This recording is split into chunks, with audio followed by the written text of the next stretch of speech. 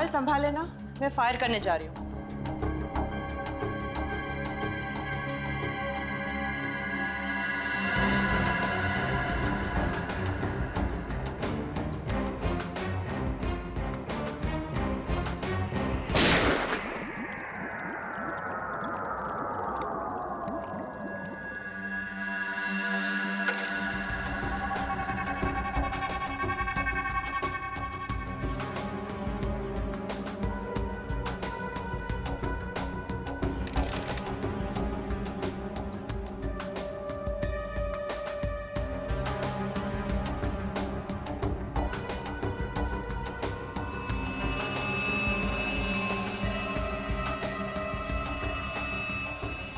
Ma'am, हाँ, ये देखिए 3 घंटे में 3 बार रिपोर्ट निकाली, फिर भी रिजल्ट वही आ रहा है। क्या रहा रिजल्ट? मैम आप खुद चौंक जाएंगी, देखिए तो सही।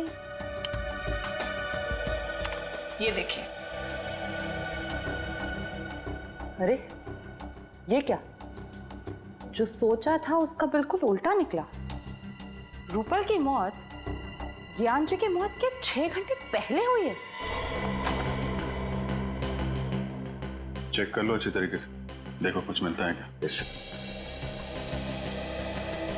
तो मुझे ऐसा लगा कि मैडम अपने फार्म हाउस में आराम करने गई होगी, तो अक्सर शनिवार रविवार जाया करती थी। आप उनके ड्राइवर हैं, आपको लेकर नहीं जाती थी क्या?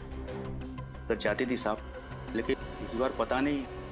साहब उनकी मौत कैसे हुई? उनके सिर पे गोली लगी है और ज्ञान जी के सीने में। हमेशा क्या कि उन्होंने आत्महत्या की है।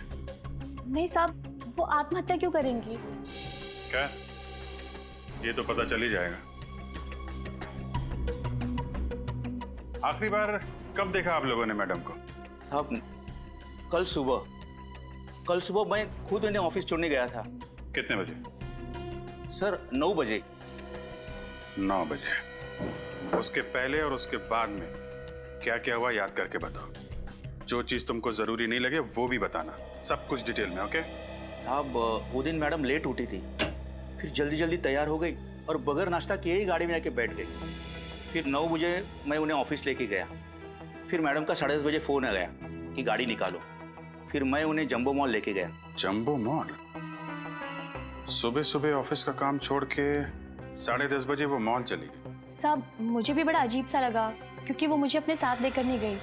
क्यों, तुम्हें साथ क्यों लेके जाएंगे? पिछले 3 सालों से वो मुझे अपने साथ लेकर जाती थी, उनका सामान उठाने के लिए। अच्छा, मतलब मॉल जाने का कोई प्लान नहीं था उनका, अचानक चली गई वहां पे। सर! सर लगता है रूपाली जी आत्मघाती स्वभाव की थी। ये देखिए, नाइट स्लीप 30 mg, ये नींद की गोली है सर, बहुत पावरफुल। डॉक्टर कुंदन, साइकोथेरेपिस्ट, पिछले 1 साल से दवाई खा रही है।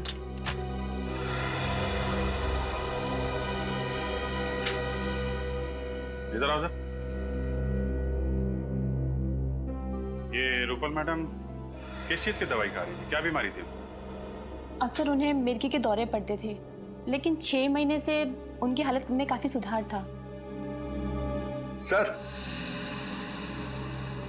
से देखिए, रूपल जी के लॉकर में पिस्टल मिली, लाइसेंस के साथ। License pistol? इसका मतलब रूपल जी ने आत्महत्या नहीं की? सर मैं कुछ समझा नहीं। अगर उन्हें आत्महत्या करनी होती तो अपनी पिस्टल से करती ना, या अपने घर में करती। घर से इतनी दूर मिल में जाके आत्महत्या क्यों करेंगे? सर हो सकता है रूपल ज्ञान जी को मारना चाहती थी, इसलिए इतनी दूर मिल में गई। ज्ञान जी को भी मारने के लिए अपनी पिस्टल साथ में लेके जाती विनीत। ये मामला कुछ और ही है। सर आपको किस पे शक है? फिलहाल तो सारी कड़ियां बिखरी हुई हैं। शॉपिंग मॉल, नींद की गोली, डॉक्टर का प्रिस्क्रिप्शन और लाइसेंस्ड गन। इन कड़ियों को जोड़ने पे ही पता चलेगा ज्ञान जी और रूपल जी के साथ क्या हुआ था।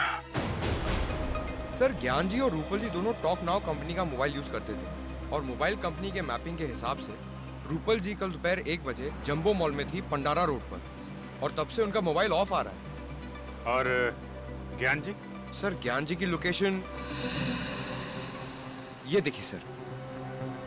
हाँ, 1 बजे शूटिंग रेंज से निकले और 2:30 बजे पहुंचे पंडारा रोड, और वहां से सीलिंग होते हुए बांद्रा लिंकिंग रोड से जूहू सर्कल पहुंचे 5 बजे, और 5:30 बजे वहां से निकलकर 6:30 बजे पहुंचे पवन मिल।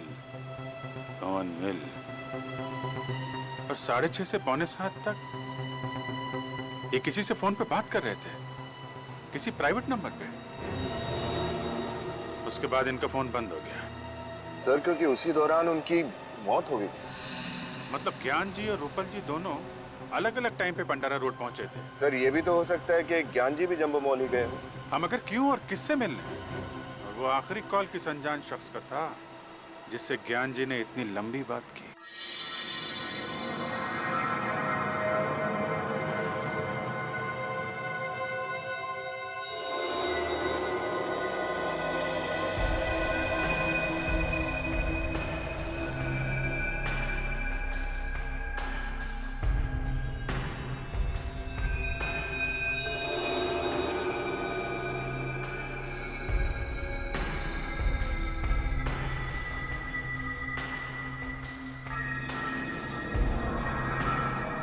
रतन जी सर। आज हमें किसी भी हालत में स्टॉक्स की पूरी डिटेल मैनेजर को देनी है। जी सर। एक्चुअली में ये काम पिछले हफ्ते ही हो जाना चाहिए था, पता है तुम्हें? Sir I am sorry sir, मेरी तबीयत खराब हो गई थी, इसके लिए मैं नहीं आ पाया था सर। जानता हूँ मैं। अब ऐसा करो, जल्दी जल्दी बताओ कौन कौन सी गोलियाँ स्टॉक में हैं और कितनी हैं। जी सर, ये 315 बोर की सर 21 गोलियाँ हैं और इसी का कर्टन एक पैक है सर इधर। सर ये 12 बोर की 50 गोलियाँ हैं और ये हैं 9 mm की इम्पोर्टेड रिवॉल्वर की गोलियाँ। कितनी हैं? 35। और सर 9 mm पिस्टल की गोलियों का बॉक्स है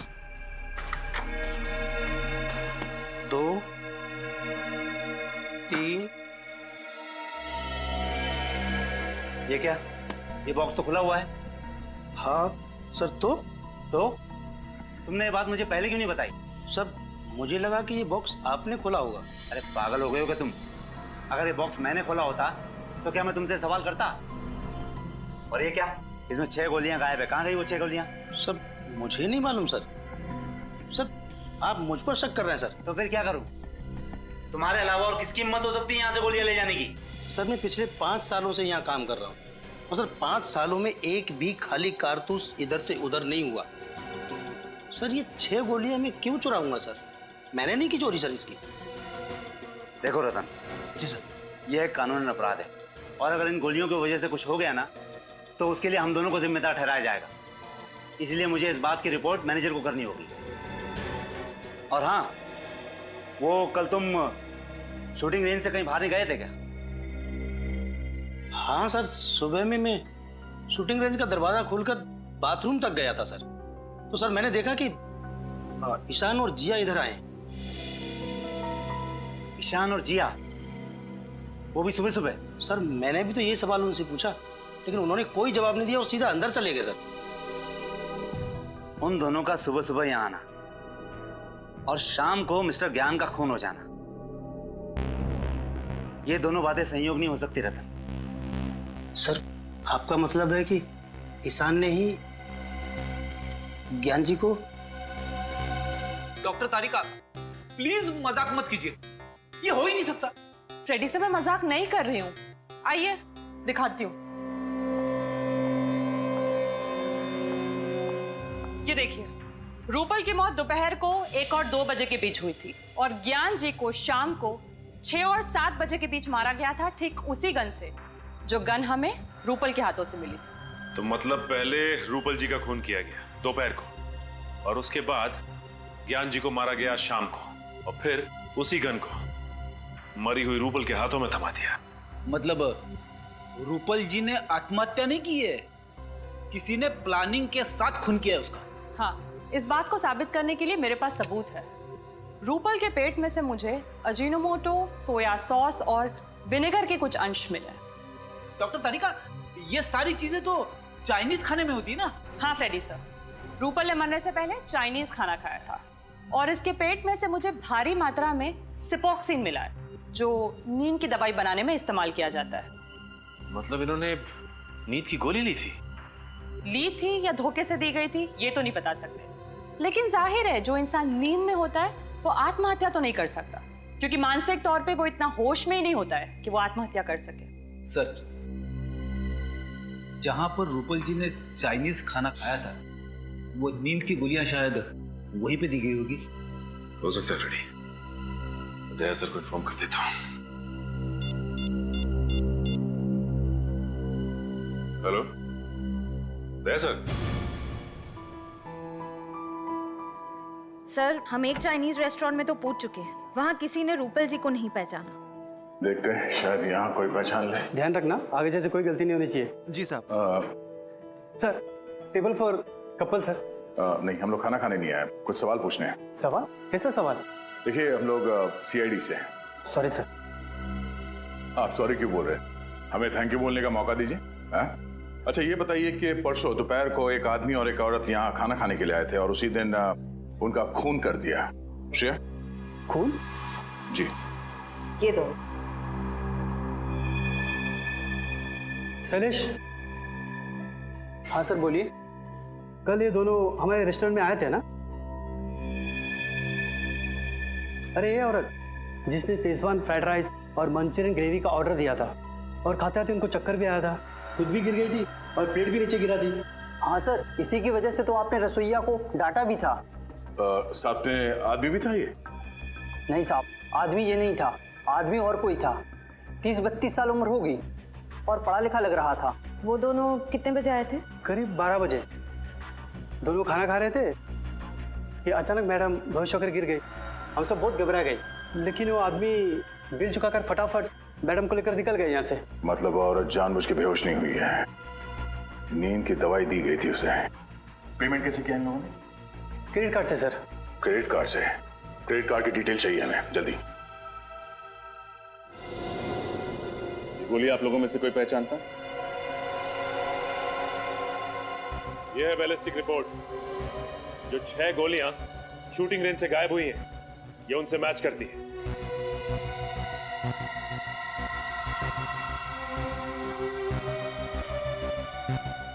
बोलो जी, तुमने ही चुराई थी नहीं गोली?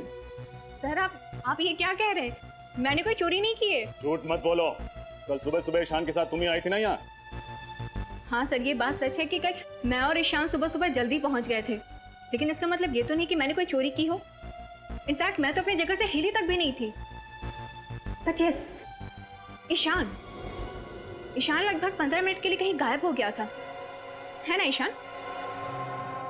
नहीं, मैंने किसी को नहीं मारा। नहीं,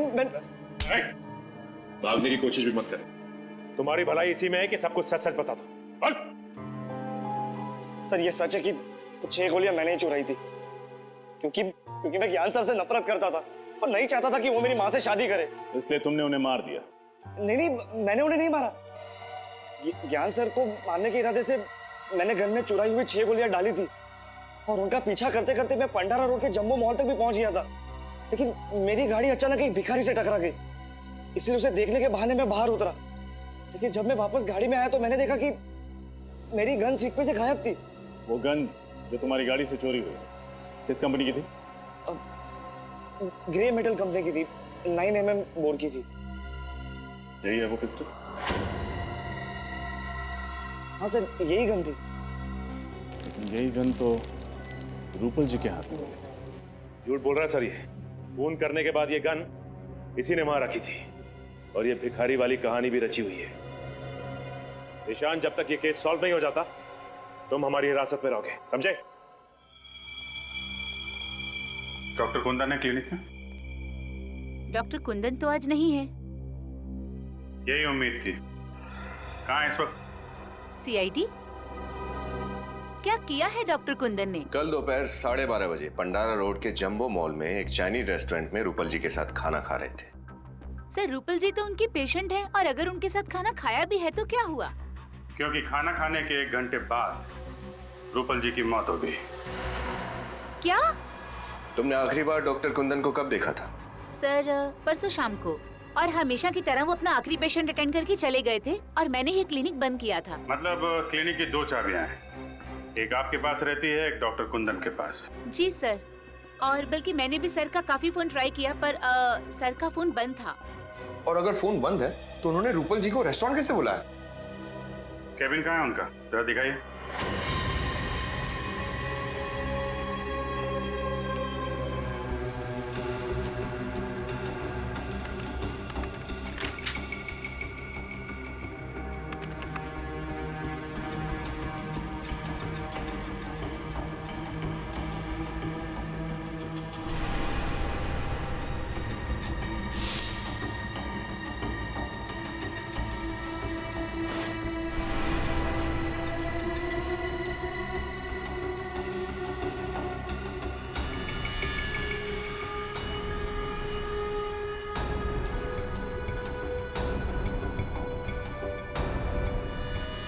ये खून से सने हुए बाल क्या कर रहे हैं यहाँ पे?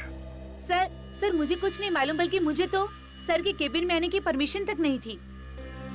मिशन नहीं थी?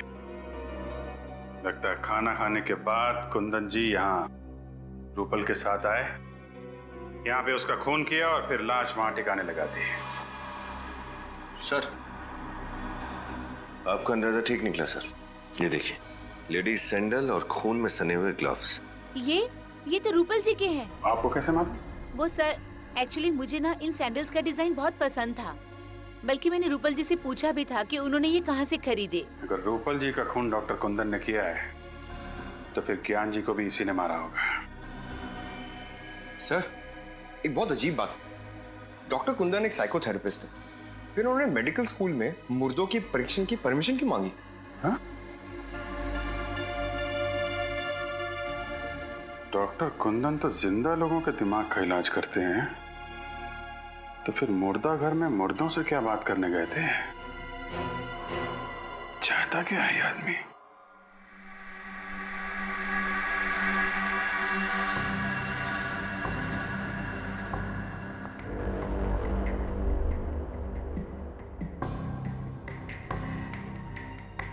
डॉक्टर तारिका, कौन सी नई बात पता चली?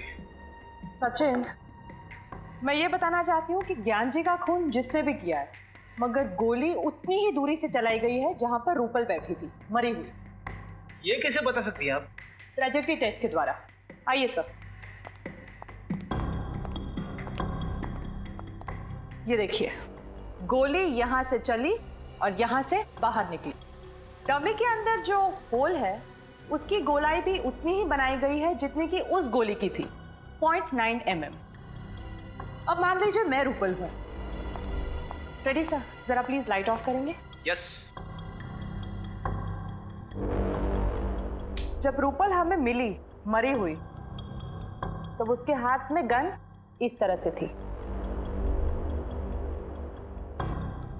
अब ये लेजर ये साबित करेगा कि जब ज्ञान जी पर गोली चली तब खूनी कितनी दूरी पे था और गोली किस एंगल से चली। ऐसा हुआ था सब कुछ। रेडी सर, जरा लाइट्स ऑन करेंगे प्लीज? यस। एक बात समझ में नहीं आ रही। माना कि रूपल जी के हाथों में गन पाउडर लगा हुआ था, लेकिन जब ज्ञान जी की मौत हुई उससे पहले ही रूपल मर चुकी थी, तो फिर रूपल ने गोली चलाई तो चलाई कैसे? सर, अगर ज्ञान जी को सामने से गोली मारी है तो फिर उन्होंने खूनी को देखा कैसे नहीं? और तो और उन्होंने अपने आप को बचाने की कोशिश कैसे नहीं की? रेडी, कुछ तो ऐसा है जो हम लोग देख नहीं पा रहे, क्योंकि दुनिया का कौन सा ऐसा आदमी होगा जो मौत को सामने से आता देख अपने आप को बचाना नहीं चाहेगा। आप सब लोग मेडिकल स्टूडेंट्स हैं, इसलिए रिगर मॉर्टिस की थ्योरी के बारे में तो आप सब लोगों को बहुत अच्छी तरह पता है। आज हम प्रैक्टिकली देखेंगे कि रिगर मॉर्टिस आखिर कैसे होता है। किसी भी आदमी के मरने के बाद उसके शरीर में केमिकल चेंजेस कैसे आते हैं। उसके मरते ही कुछ घंटे के अंदर उसका ब्लड ठंडा हो जाता है और उसके शरीर के अलग अलग हिस्से सिकुड़ जाते हैं। लगभग 3 घंटे बाद रिगर मोर्टिस का असर शुरू होता है और इसकी शुरुआत चेहरे से होती है और तकरीबन 12 घंटे बाद शरीर का पूरा खून जम जाता है और शरीर इतना ठंडा पड़ जाता है कि इसे हिला पाना नामुमकिन होता है। सर, 48 घंटे से लेकर 60 घंटे के अंदर तक शरीर का सड़ना और गलना भी शुरू हो जाता है ना? करेक्ट, लेकिन इतने घंटे तक हम वेट नहीं कर सकते। हम लाश की वीडियो रिकॉर्डिंग करते हैं ताकि उसे बाद में देखा जा सके कि उस लाश पे उस रिगर मॉर्टिस का कितना असर हुआ। एक्सक्यूज मी सर, आपसे कोई मिलने आया है। ओके, एक्सक्यूज मी, मुझे कोई मिलने आया है। Hello professor. Okay, hi, how are you? कैसे आप? मैं अच्छा हूँ, आप कैसे? या आई एम गुड। आप किसी परमिशन लेटर के बारे में जानना चाहते थे? हाँ, वो doctor Aarav, psychotherapist doctor Kundan ने इस लेटर के जरिए आपसे गुजारिश की थी कि वो यहाँ आकर देखना चाहते हैं कि मर जाने के बाद आदमी के शरीर में क्या क्या बदलाव आते हैं। Doctor Kundan, human psychology doctor, मैं जानता हूँ उन्हें। इन्होंने परमिशन ली थी, लेकिन अपने लिए नहीं, किसी और के लिए। क्या? कोई और आया था यहाँ पे राइगर मॉर्टिस की जानकारी हासिल करने के लिए? हाँ, एक लड़की थी, मेडिकल स्टूडेंट थी, 1 महीने में कई बार आती थी वो, और राइगर मॉर्टिस का लाशों के ऊपर क्या इफेक्ट होता है उसे देखती थी। उसके बाद अपने नोट्स बनाती थी। उसके बाद हम लोग जो सारा दिन रिकॉर्डिंग करते हैं, शाम को उसे भी लेके जाती थी। लेकिन इतनी टैलेंटेड और इतनी लगन वाली लड़की मैंने पहले कभी नहीं देखी। आई विश के वो बहुत बड़ी डॉक्टर बनेगी। और इस लड़की को डॉक्टर कुंदन ने भेजा था? जी। आपको उस लड़की का नाम याद है? इसका नाम जिया, जिया था उसका नाम। जिया? सर, कहीं ये वही जिया तो नहीं जिसने ईशान के खिलाफ गवाही दी थी? सर, मेरे पास उसका नंबर है, ये देखिए।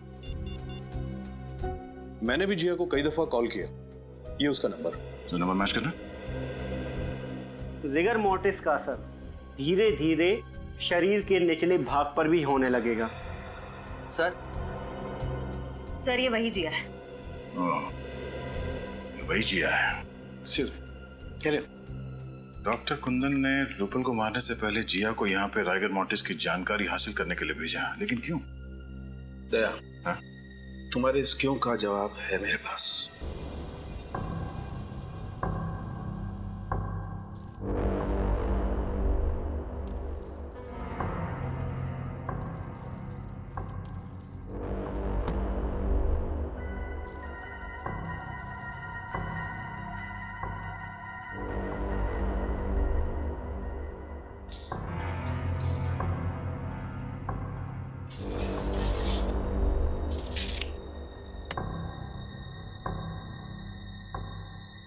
तो सब कुछ वैसे के वैसे ही सेट हो गया है जैसे कि लाश हमें मिली थी। गुड। अब एक काम करो, तुम श्रेया के साथ लाश को ले आओ। चल।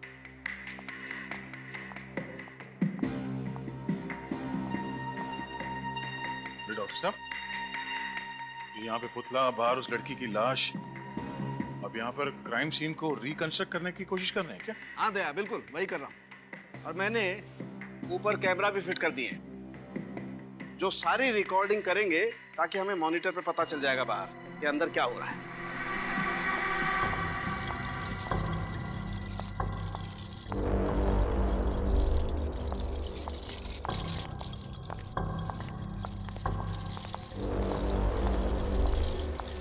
सालुंखे सर, इस औरत की लाश का क्या करेंगे आप? अभी पता चल जाएगा श्रेया। तुम एक काम करो, इस लाश को उस कुर्सी पर ठीक वैसे ही बैठा दो जैसे रूपल की लाश मिली थी। ओके। और जल्दी करो, इसे मरे हुए 2 घंटे 45 मिनट हो चुके हैं। 15 मिनट में राइगर मॉर्टिस सेट हो जाएगा। Quick, fast. Okay. Good.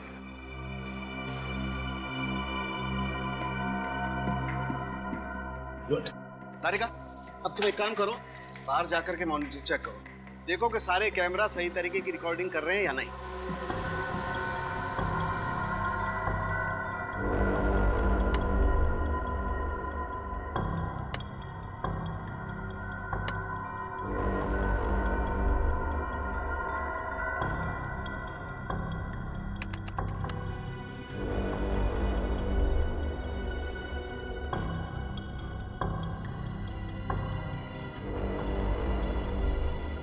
Shreya, एक काम करो, इसके हाथ में वो गन वैसे ही पकड़ा दो जैसे रूपल के हाथ में थी। क्विक। सर। और ध्यान से श्रेया, गन में गोलियां भरी हुई हैं।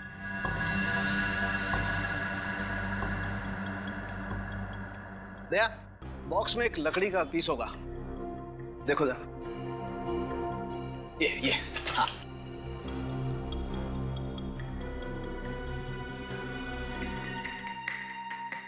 दया, लाश में रायगर मोर्टिस सेट होना शुरू हो गया है। अच्छा, तो सर मॉनिटर रूम में चल के देखते हैं आपकी मेहनत क्या रंग दिखाती है। चलो। दया, जैसे जैसे रायगर मोर्टिस लाश के चेहरे से उसके हाथों पर आता जाएगा, वैसे वैसे खूनी का चेहरा आईने की तरह साफ होता जाएगा। सर, जब ज्ञान जी को गोली लगी थी उस वक्त रूपल जी की मौत करीब 6 घंटे हो चुके थे, तो क्या हमें और 3 घंटे इंतजार करना पड़ेगा? इंतजार तो करना पड़ेगा दया। खूनी के दिमाग को परखना है तो थोड़ा इंतजार तो करना पड़ेगा। क्या सोच रहे हैं सर? श्रेया, अगर ये खून पहले से प्लान था तो हो सकता है कि चिंटू को यहाँ पे जानबूझ के भेजा गया। चिंटू का यहाँ पे आके लाश देखना भी प्लान हो, क्योंकि अगर चिंटू यहाँ पर नहीं आता तो हमें पता नहीं चलता इस लाश के बारे में। हो सकता है सर, लेकिन चिंटू कह रहा था कि उसे यहाँ किसी औरत ने भेजा था। हो सकता है खूनी कोई औरत ही है। इस केस में 2 औरत है, एक ये रूपल जो मर चुकी है और दूसरी नो, इस चिंटू को फौरन यहाँ बुलाओ।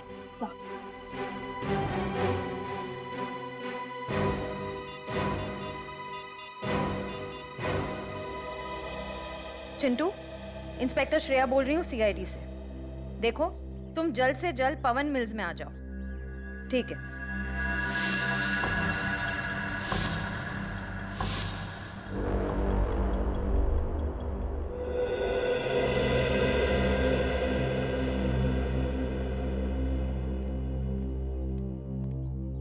मैंने कुछ नहीं किया सर, मैंने जो कुछ देखा था आपको बता दिया। देखो चिंटू, घबराओ मत। तुमने बताया कि एक लड़की तुम्हें यहाँ पे लेके आएगी। जी सर। उस लड़की को देखोगे तो पहचान लोगे? हाँ? क्या ये लड़की थी वो? सर ये वही है सर। पक्का यही थी वो? यही है। इसका मतलब दोनों खून के पीछे जिया है।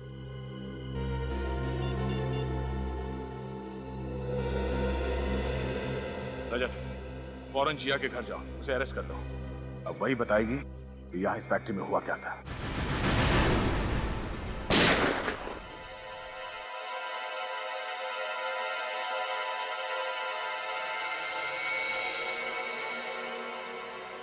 सीआईडी? वो भी इस वक्त? जिया जी, इतनी रात को आप शूटिंग रेंज में हो सकती हैं, तो हम क्यों नहीं? क्या मतलब क्या है आपका? मतलब ये कि आप एक मेडिकल स्टूडेंट हैं और एक मेडिकल स्टूडेंट को गन्स और गोलियों में दिलचस्पी। क्यों? मुझे शूटिंग का शौक नहीं हो सकता है क्या? हो सकता, लेकिन मुर्दा घरों में जाकर रेगा मोर्टिस की पढ़ाई करना, ये बात कुछ हजम नहीं हुई। पवन मिल्स में एक आदमी को भेजना ताकि वो गोली की आवाज सुन के सीआईडी को खबर कर सके, ये बात भी कुछ हजम नहीं हुई जिया जी। मतलब आप लोगों को सब पता चल गया? जी हाँ, और हम ये भी जानते हैं कि तुम्हारे साथ एक और आदमी भी है जो तुम्हें ये सब काम करवा रहा है। बताओ कौन है वो? जी वो मैं।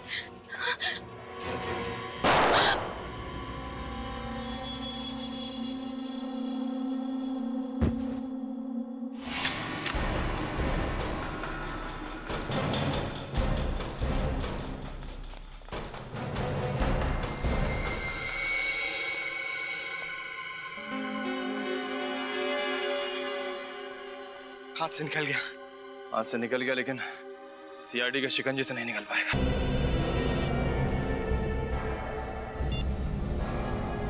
हेलो। हाँ? क्या? ठीक है, तुम उस गन को संभाल के रखना, वो गन ही हमें खूनी तक पहुंचाएगी। ओके।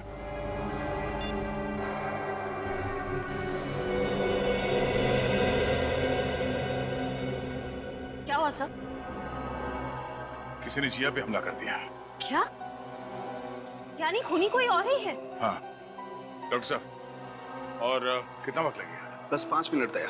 5 मिनट के अंदर ये रायगर मोर्टिस इसके हाथों पे सेट होना शुरू हो जाएगा बस।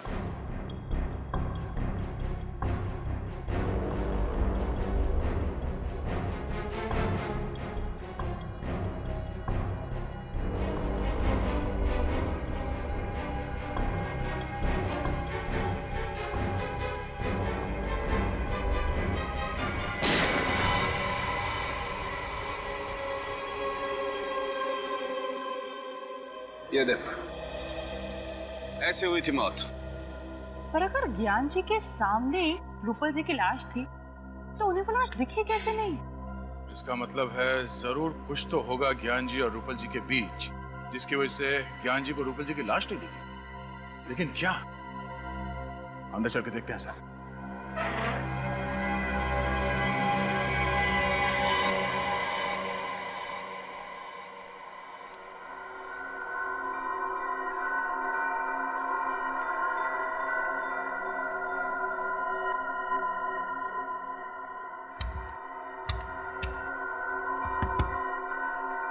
तो ये देखिए, बॉक्सर पिलर क्या है क्या इसमें?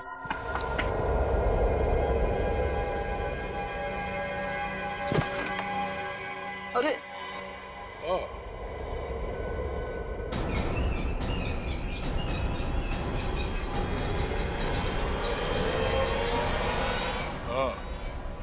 तो ये है वो राज जिसकी वजह से ज्ञान जी के सामने बैठी हुई मौत उन्हें नजर नहीं आई। ये पर्दा। देखो दे, ये छेद देख रहे हो पर्दे पे? पर्दे पर ये छेद गोली लगने की वजह से हुआ है। ये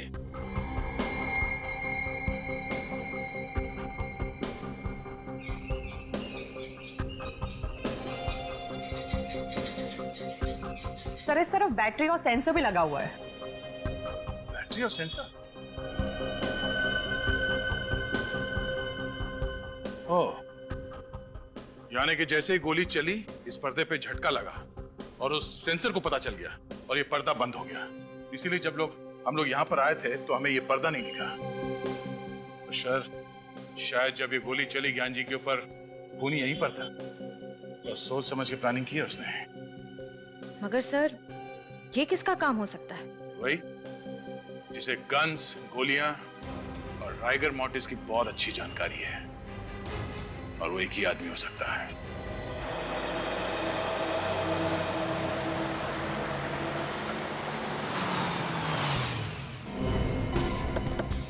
गुड।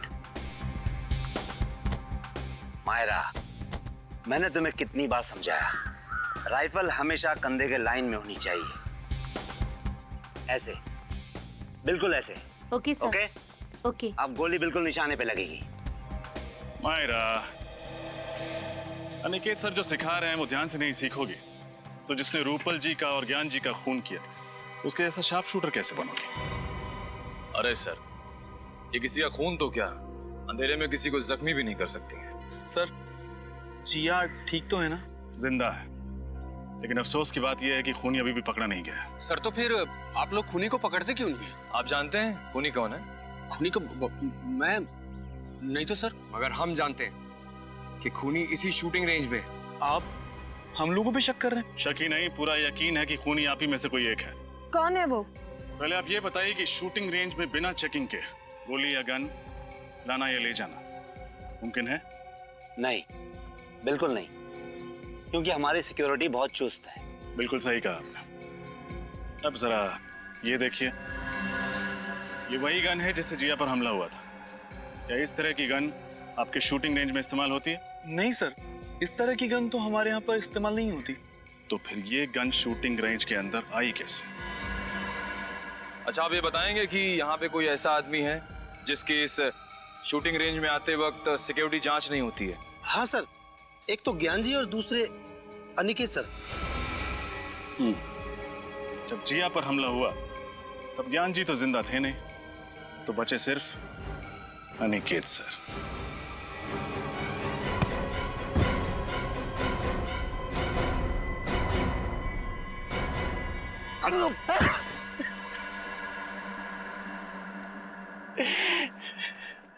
हाँ, मैं खूनी हूं। मैंने ही रूपल का खून किया है।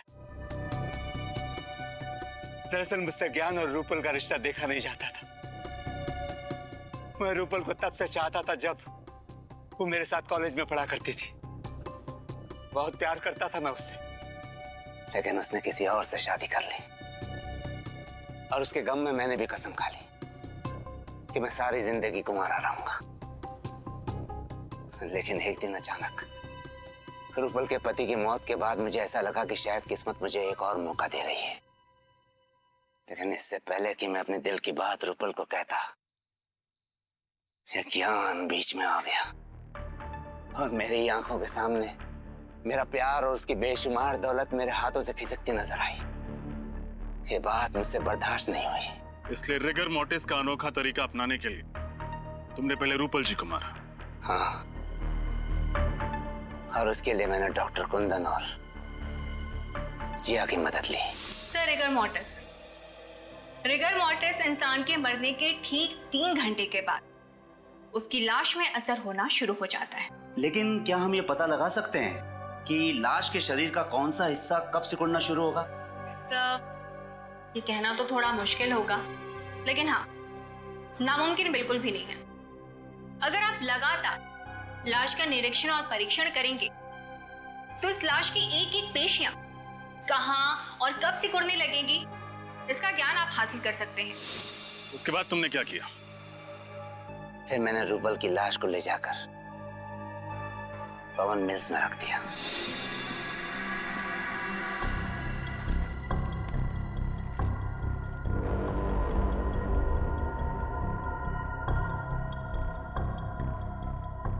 मेरा काम तो हो गया, अब तुम्हारी बारी। तुम देखते रहना डॉक्टर, मेरा वार भी खाली नहीं जाएगा। अब ऐसा करो डॉक्टर, तुम इस पिस्तौल को रूपल के दाहिने हाथ में रख दो, क्योंकि अभी तक रिगर मॉर्टिस शुरू नहीं हुआ है, इसलिए पिस्तौल वाला हाथ दाहिनी ओर मुड़ जाएगा। तुम कहते हो तो मैं मान लेता, लेकिन मुझे यकीन नहीं हो रहा है कि तुम्हारा प्लान कामयाब होगा। अभी देखो डॉक्टर,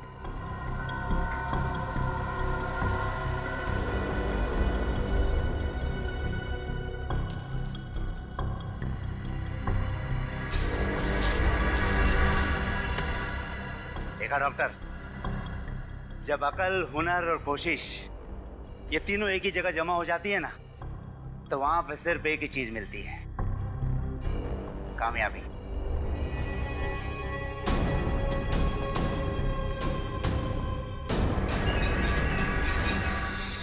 अब आप ये बताने का कष्ट करेंगे कि डॉक्टर कुंदन कहाँ पे है? वो मेरे घर पर है, मैंने उन्हें नींद का इंजेक्शन दिया है। अनिकेत, दौलत